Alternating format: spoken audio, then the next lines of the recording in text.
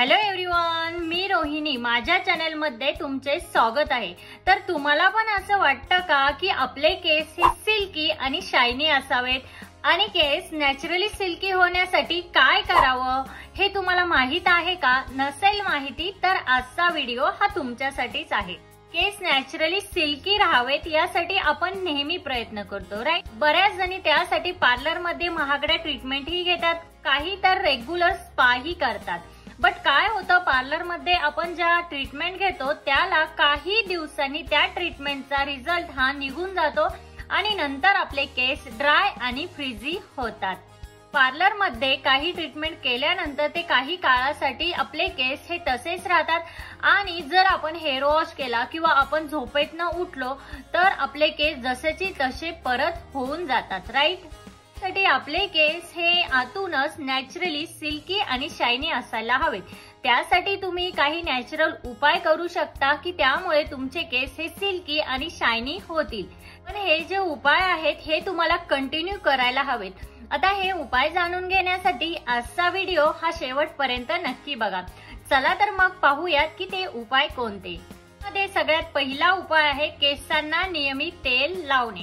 Yes, केसांना नियमित तेल लावा। बऱ्याच जणींना केसांना तेल लावायला अजिबात आवडत नाही, बट ही चूक तुम्ही अजिबात करू नका। केसांना नियमित तेल लावल्याने आपल्या केसांना एक छान असं पोषण मिळतं आणि आपले केस हे स्ट्रॉंग होतात।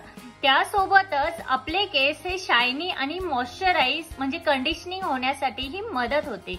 त्यासाठी आठवड्यातनं 2 वेळा तरी केसांना हेअर ऑइल लावून मसाज करा। आता तुम्ही hair oil coconut oil use करू शकता किंवा ऑलिव्ह ऑइल किंवा आल्मंड ऑइल ही तुम्ही केसांसाठी वापरू शकता। बट आठवड्यातनं 2दा तुम्ही केसांना हेअर मसाज करून स्वच्छ तुमचे हेअर वॉश करायलाच हवं। जर तेल मालिश करत असाल तर त्यासाठी तुम्ही काय करा, हे ऑइल थोडंसं कोमट करून घ्या आणि मगच तुमच्या केसांना मसाज करा। आता केसांना व्यवस्थित मसाज केल्याने काय होतं की आपल्या स्काल्पचं ब्लड सर्क्युलेशन हे व्यवस्थित राहतं आणि आपल्या केसांची वाढ ही व्यवस्थित होते आणि आपले केस हे सिल्की आणि शायनी होण्यास नक्कीच मदत होते।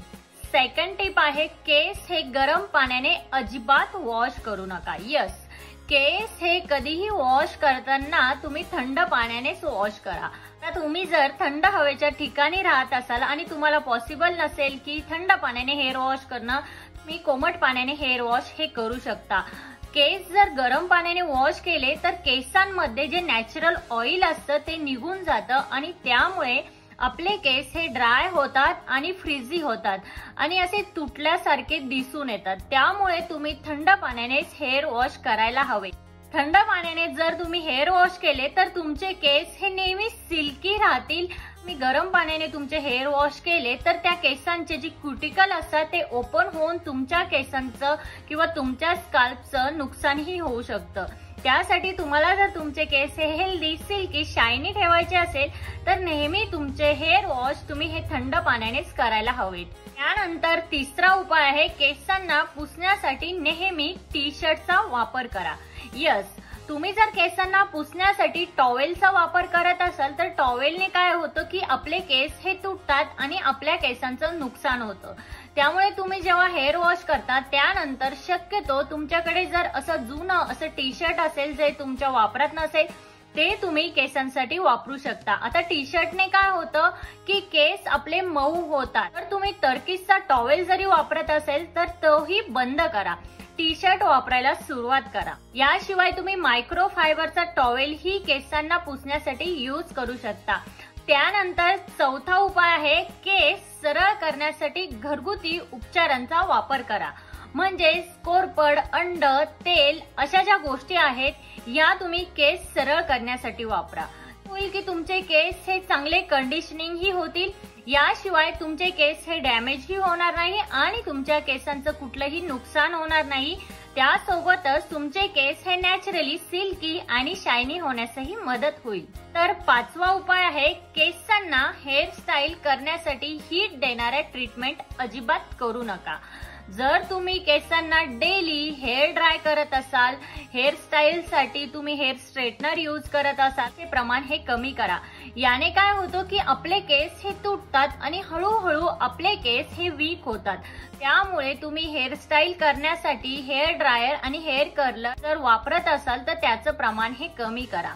आणि जर तुम्हाला हेअर कर्लर आणि हेअर स्ट्रेटनर हे वापरायचंच असेल आणि जर तुम्हाला हेअरस्टाईल ही करायचीच असेल तरीही तुम्हाला मी एक ऑप्शन देते। तुम्ही जर नियमित हेअर स्ट्रेटनर वापरत असाल तर तुम्ही दुसऱ्या दिवशी काय करा की तुमच्या केसांना कोमट तेलाने मसाज करा आणि नंतर तुमचे छानपैकी हेअर वॉश करा। तर जर हे तुम्ही केलं आणि तुम्ही नियमित हेअरस्टाईल केली तरीही तुमचे केस हे डॅमेज होणार नाही। हे लक्षात ठेवा की जेव्हा तुम्ही हेअरस्टाईल कराल त्याच्या दुसऱ्या दिवशी तुम्ही कोमट तेलाने केसांची मसाज करा आणि छान असा माइल्ड शॅम्पू वापरून तुमचे हेअर वॉश करू शकता।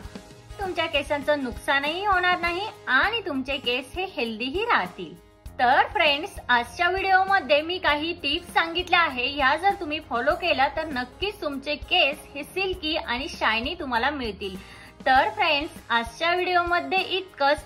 आजचा व्हिडिओ हा तुम्हाला कसा वाटला? आजचा व्हिडिओ जर तुम्हाला हेल्पफुल वाटला असेल तर तुमच्या फॅमिली आणि फ्रेंड्स सोबत नक्की शेअर करा। त्यासोबत तिथे जे बेल आयकॉन आहे ते प्रेस करा, जेणेकरून जेव्हा मी नवीन व्हिडिओ अपलोड करेन तेव्हा त्याचे नोटिफिकेशन हे सगळ्यात पहिल्यांदा तुम्हाला येईल। भेटूया अशाच एका नवीन व्हिडिओमध्ये, तोपर्यंत काळजी घ्या। Thank you everyone.